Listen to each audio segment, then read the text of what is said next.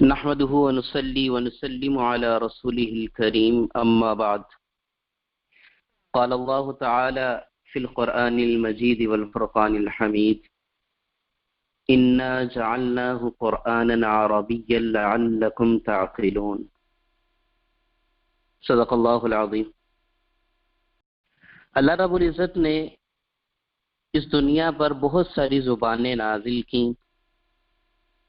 روزانہ ہر زبان میں، ہر قبیلے میں، ہر جگہ پر ہزاروں بچے پیدا ہوتے ہیں جو بڑے ہو کر مختلف زبانیں بولتے ہیں. کئی نئی زبانیں بھی وجود میں آ رہی ہیں، پرانی معدوم ہو رہی ہیں، اور کچھ ایسی زبانیں ہیں جو مستقل زندہ ہیں. تو اللہ رب العزت نے قرآن کریم کے اندر ان قبائل کا مقصد یہ بتلایا کہ وَجَعَلْنَاكُمْ شُعُوبًا وَقَبَائِلَ لِتَعَارَفُوا، کہ میں نے تمہیں جو پیدا کیا ہے یہ مختلف قبیلوں میں، خاندانوں میں، برادریوں میں، اس کا مقصد ہے پہچاننا. تو اس کا مطلب یہ ہوا کہ اللہ رب العزت نے جتنی بھی زبانیں دی ہیں وہ پہچان کے لیے، اپنی بات کو، اپنے مقصد کو ڈلیور کرنے کے لیے دی ہیں، اپنے کنسپٹ کو دوسرے کے سامنے رکھنے کے لیے دی ہیں، اپنی بات کو دوسرے کے سامنے بتانے کے لیے، سمجھانے کے لیے دی ہیں. قبیلے مختلف اس لیے، خاندان، برادریاں مختلف اس لیے، اور زبانیں مختلف اس لیے. لیکن دنیا کی ایک ایسی واحد زبان ہے جو نہ تو قبیلوں کی تفریق کے ساتھ خاص ہے، جو نہ خاندانوں کے ساتھ خاص ہے، جو نہ ہی کسی ایک قوم کے ساتھ خاص رہی. وہ زبان ہے عربی زبان. تو اللہ رب العزت نے اس زبان کے بارے میں کیا فرمایا کہ انا جعلناہ قرآنا عربیا، کہ ہم نے اس قرآن کو، اس زبان کو، اپنے اس کلام کو، یہ جو اتارا ہے یہ عربی زبان میں اتارا ہے. عربی زبان میں اتارنے کا مقصد کیا تھا کہ لعلکم تعقلون، تاکہ تم عقل حاصل کرو. تو عقل کے اندر کیا چیزیں شامل ہیں؟ اللہ رب العزت کے احکامات، اللہ رب العزت کے قوانین، نبی کریم صلی اللہ علیہ وسلم کے فرامین. یہ اللہ کے دستاویزات ہیں، اللہ کے قوانین ہیں. قرآن کی زبان عربی، حدیث کی زبان عربی، ہمارے اسلامی علوم کی زبان عربی، جنت میں جنتیوں کی زبان عربی، اللہ رب العزت کی پسندیدہ محبوب زبان عربی، اللہ رب العزت کے آخری نبی جو نبی کریم صلی اللہ علیہ وسلم اللہ کے محبوب، ان کی زبان عربی. تو ہم نے یہ جو کورس کیا، یا آئندہ ہم کسی بھی قسم کے کورس میں شامل ہوں گے، تو اس عربی زبان کی اہمیت، اس کی فضیلت ہمارے دل میں ہونی چاہیے. تو اللہ رب العزت نے ایک اور جگہ فرمایا کہ یہ کتاب ایسی کتاب ہے کہ جس کی آیات قرآن عربی کے طور پر تفصیل سے بیان کی گئی ہیں. جو لوگ جاننے والے ہیں ان کے لیے. تو جب ہمارا پورے کا پورا دین، ہمارے پورے کا پورا اسلام، اس کی بنیاد ہی جس زبان کے اوپر ہے، ہمیں وہ زبان ہی نہیں آتی تو کیا ہمیں وہ دین سمجھ آئے گا؟ آج جس کو انگلش نہ آتی ہو، کوئی بھی ملک، کوئی بھی یورپی ملک اس کو ویزا نہیں دیتا. آسٹریلیا کے اندر 7 بینڈ لازمی ہے انگلش ٹیسٹ کے اندر، کینیڈا کے اندر 6 بینڈ لازمی ہے. کیا اللہ نے ہمیں اتنا بڑا دین دے دیا، قرآن اور حدیث دے دی، کیا اس زبان کو سمجھنے کے لیے ہمارے پاس کوئی بینڈ نہیں ہونے چاہیے؟ کیا ہمیں یہ اللہ کا دین ایسے ہی سمجھ آ جائے گا؟ کیا ہم دین کو سمجھنے کے لیے دوسروں کے محتاج رہیں گے؟ تو یاد رکھیں پورے کے پورے دین کا سمجھنا، اور سب سے بڑا ماخذ جو دین کا ہے قرآن کریم، وہ عربی زبان میں ہے، اور پوری امت اس بات پر متفق ہے کہ قرآن کریم کا درست ترجمہ آج تک کوئی نہیں کر سکتا، نہ کر سکے گا، نہ کر سکا، نہ کر سکے گا۔ قرآن کریم کا درست کا مطلب یہ ہے کہ 100% اس کے مفاہیم کو، اس کے ترجمے کو یا اس کی مراد کو واضح کرنا 100% آج تک کوئی نہیں کر سکتا۔ انسان عاجز ہے، اس سے کلام اللہ کا ہے، اترا اس کے نبی کے اوپر ہے، تو اس کو 100% طور پر ٹرانسلیٹ کر دینا کسی دوسری زبان میں، یہ کسی دوسری زبان کی اوقات ہی نہیں ہے۔ تو قرآن سیکھنا ہے، حدیث سیکھنی ہے، تو اس کے لیے ہمیں عربی سیکھنی پڑے گی۔ حضرت عمر رضی اللہ تعالیٰ عنہ کا فرمان ہے کہ عربی زبان سیکھو، کیونکہ اس سے آداب نفسیانہ میں اضافہ ہوتا ہے۔ عربی زبان سیکھو کیونکہ یہ دین سے ہے، اور یہی وجہ تھی کہ حضرت علی رضی اللہ تعالیٰ عنہ نے اس کی حفاظت کے لیے ابو الاسود کو اصول و ضوابط ان سے تیار کروائے اور خود بھی اس میں حصہ ڈالا۔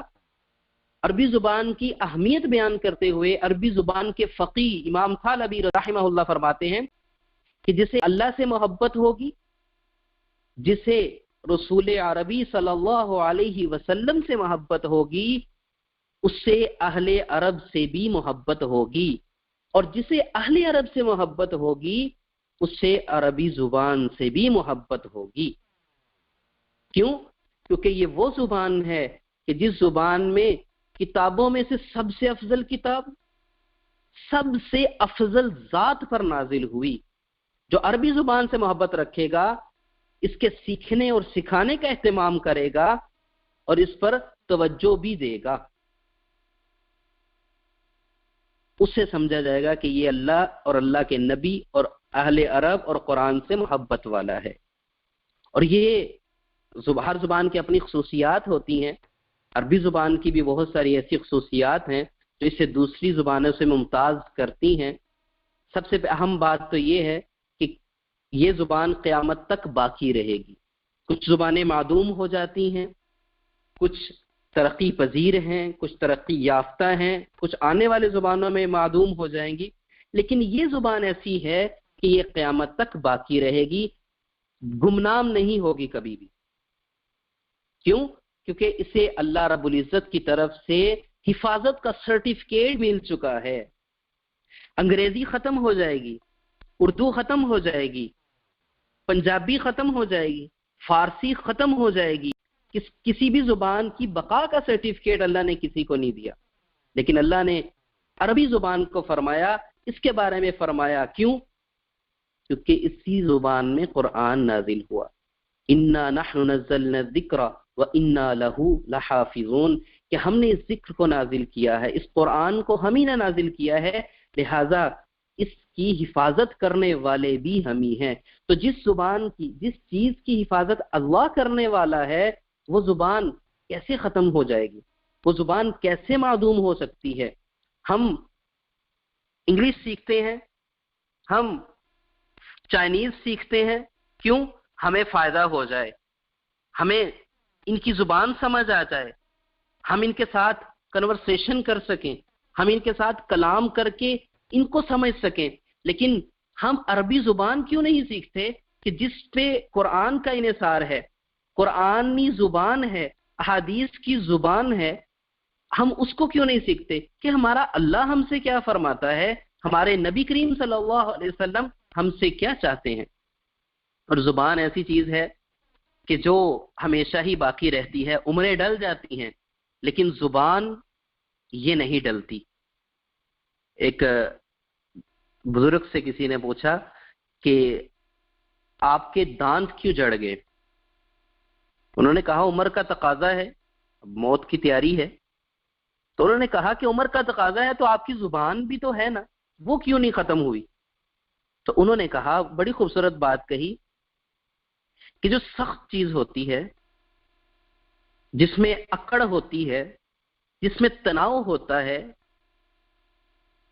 وہ فنا ہو جاتی ہے، اور جس چیز میں مٹھاس ہوتی ہے، نرمی ہوتی ہے، وہ چیز باقی رہتی ہے۔ لہذا دانت سخت تھے، ہارڈ تھے، یہ گر گئے، وقت کا تقاضا آیا، یہ گر گئے۔ لیکن زبان ایسی چیز ہے کہ اس کی مٹھاس اس نے کبھی نہیں مرنا، یہ اپنی نرمی کی وجہ سے باقی رہی۔ اور ہم نے دیکھا کہ انسان گزر جاتے ہیں، ان کی جو اچھی چیزیں ہوتی ہیں، ان کی جو مٹھاس ہوتی ہے، وہ باقی رہتی ہے۔ تو عربی زبان ایسی زبان ہے، ایک تو منہ کی زبان ہے، یہ لینگویج ہے، لیکن زبان عربی ایسی ہے کہ اس کے اندر مٹھاس بھی ہے، اس کے اندر رحم دلی بھی ہے، اس کے اندر نرمی بھی ہے، اس کے اندر قیامت کی جھلک بھی ہے، اس کے اندر قیامت کی ہولناکی بھی ہے، اس کے اندر جنت کی نعمتیں بھی ہیں، اس کے اندر جہنم کی آگ ہے، اس کے اندر جنت کی فراوانیاں بھی ہیں، اس کے اندر جہنم کا ڈرانا، آخرت کی تیاری بھی ہے۔ تو یہ ایسی زبان ہے کہ اس نے اپنے اندر جمیع امور کو، ہر چیزوں کو اپنے اندر سمو لیا ہے۔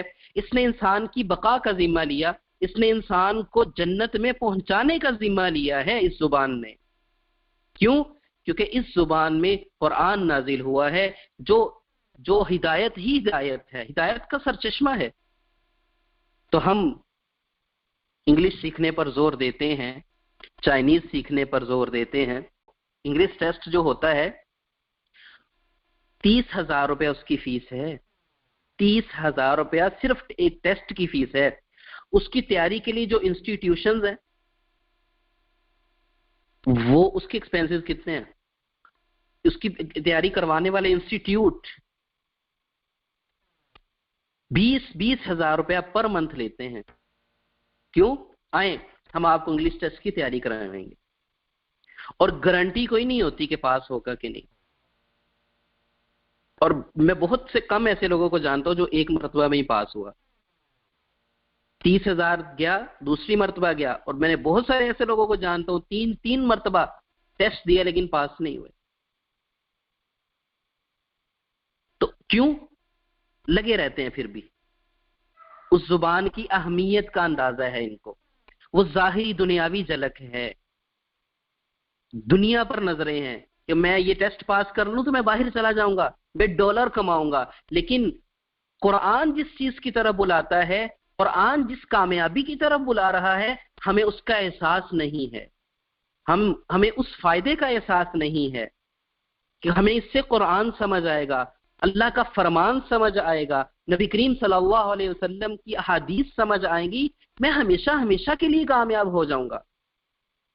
ہماری نظریں عارضی دنیاوی کامیابی کے اوپر ہیں، ہماری نظریں صرف اس پر ہیں کہ اس کورس کے ہم نے تھوڑے سے پیسے دے دیے، $50 کیوں دیں گے، $50 ہم اس کورس کے کیوں دیں گے، لیکن انگلش ٹیسٹ کے جا کے $500 ہم دے دیں گے۔ کیوں؟ ہم نے باہر جانا ہے، ہم نے ڈالر کمانے ہیں۔ دنیا کے فائدے کے لیے یاد رکھیں کہ جو شخص دنیا کے پیچھے بھاگتا ہے، دنیا اس سے بھاگتی ہے، اور جو شخص دنیا کو جوتے کی نوک پر رکھتا ہے تو دنیا اس کے پیچھے پیچھے بھاگتی ہے، دنیا اس کے پیچھے پیچھے بھاگتی ہے۔ تو یاد رکھیں اللہ رب العزت کا کلام کس زبان میں ہے، نبی کریم صلی اللہ علیہ وسلم کا فرمان کس زبان میں ہے، اور اس زبان کی اہمیت کیا ہے۔ یہ دنیا کی سب سے عظیم زبان ہے، دنیا کی سب سے فصیح زبان ہے، دنیا کی سب سے وسیع زبان ہے، دنیا کی سب سے اہم ترین زبان یہ ہے۔ کیوں؟ ہماری دنیا اور آخرت کی بھلائی، دنیا اور آخرت کی کامیابی اسی زبان سے وابستہ ہے، اسی زبان میں پنہاں ہے۔ ہم انگلش کا لٹریچر نہیں پڑھ سکتے، کیوں؟ ہمیں انگلش زبان نہیں آتی، ہمیں سیکھنی چاہیے۔ ہم کسی سے بات نہیں کر سکتے، ہمیں انگلش زبان سیکھنی ہے، ہمیں اردو زبان سیکھنی ہے، ہمیں فلاں زبان سیکھنی ہے۔ یاد رکھیں دین ثابت قدمی مانگتا ہے، دین ثابت قدمی مانگتا ہے۔ جو انسان دین کے معاملے میں ثابت قدم نہیں ہوتا، اللہ رب العزت اس سے نفع نہیں دیتے۔ اسے نفع نہیں دیتے. ثابت قدمی شرط ہے. انبیاء کا بھی یہی معیار تھا، صحابہ کا بھی یہی معیار تھا. حتی یقول الرسول والذین آمنوا معه متی نصر اللہ. اتنی مصیبتیں آئیں، اتنی شدت سے مصیبتیں آئیں کہ پیغمبر ان کے ساتھی کہنے لگے کہ متی نصر اللہ، اللہ کی مدد کب آئے گی؟ الا ان نصر اللہ قریب، کہ اللہ کی مدد بہت قریب ہے، ٹینشن نہ لو، اللہ کی مدد قریب ہے. پھر اذا جاء نصر اللہ والفتح. ہمارا اگلا کورس شروع ہونے والا ہے گرامر اور اسپوکن کا. وہ اگلے لیول کا ہے. وہ اگلے لیول کا اس لحاظ سے ہے کہ وہ شروع سے ہی شروع ہوگا، لیول اس کا اتنا ہائی نہیں ہوگا، لیکن آہستہ آہستہ ہائی ہوتا چلا جائے گا انشاءاللہ. تو آپ سب اس میں بھی ایڈمیشن لیں. اس کو کم نہیں سمجھنا، کمتر نہیں سمجھنا، کبھی بھی کمتر سمجھنے کی غلطی نہیں کرنی. دنیا کی سب زبانیں گھٹیاں ہیں، یہ زبان سب سے اعلیٰ ہے. سب اللہ کی پیدا کی ہوئی ہیں، لیکن اس کے مقابلے اگر کوئی ترجیح دیتا ہے کسی اور زبان کو تو یقیناً وہ گھٹیا کام کر رہا ہے، وہ اچھا کام نہیں کر رہا. اللہ رب العزت ہمیں ایسے ہی دین کے ساتھ جڑے رہنے کی توفیق عطا فرمائے، اور ہمارے ساتھ ایسا بھلائی والا ارادہ فرمائے کہ جو اپنے انبیاء کے ساتھ کیا، جو اپنے صحابہ کے ساتھ کیا. بے شک ہم اس قابل تو نہیں ہیں، لیکن ہم اس کے دعا گو ضرور ہیں. میں اسی پر اپنی بات کا اختتام کروں گا. وآخر دعوانا ان الحمد للہ رب العالمین.